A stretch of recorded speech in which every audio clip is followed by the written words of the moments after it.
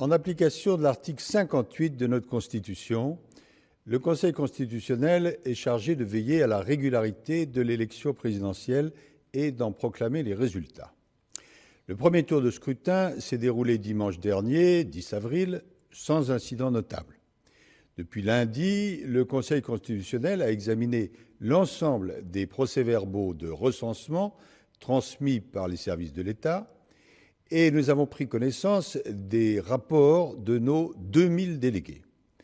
Nous avons procédé au redressement de certains résultats et à la rectification d'erreurs matérielles et nous avons examiné les protestations et les réclamations qui nous ont été adressées.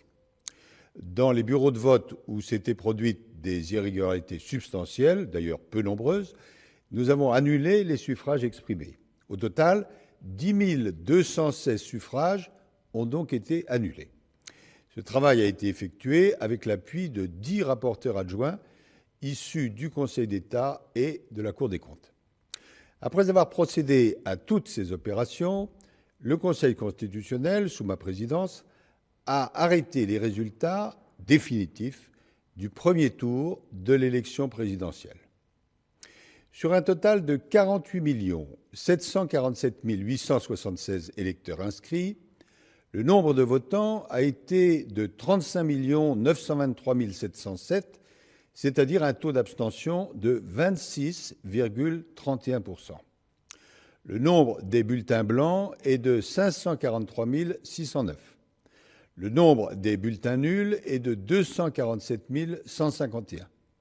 Le nombre de suffrages valablement exprimés est donc de 35 132 947.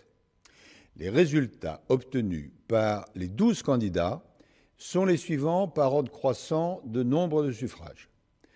Nathalie Arthaud, 197 094 voix, c'est-à-dire 0,56% des suffrages exprimés. Philippe Poutou, 268 904 voix, c'est-à-dire 0,76% des suffrages exprimés.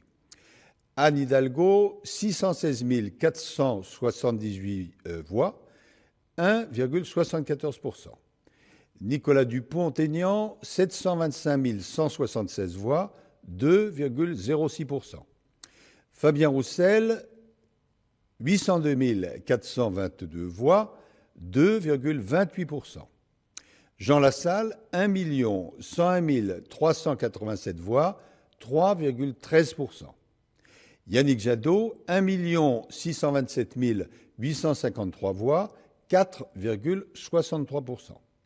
Valérie Pécresse, 1 679 001 voix, c'est-à-dire 4,78% des suffrages exprimés. Éric Zemmour, 2 485 226 voix, 7,07%. Jean-Luc Mélenchon, 7 712 520 voix, 21,95%. Marine Le Pen, 8 133 828 voix, 23,15%.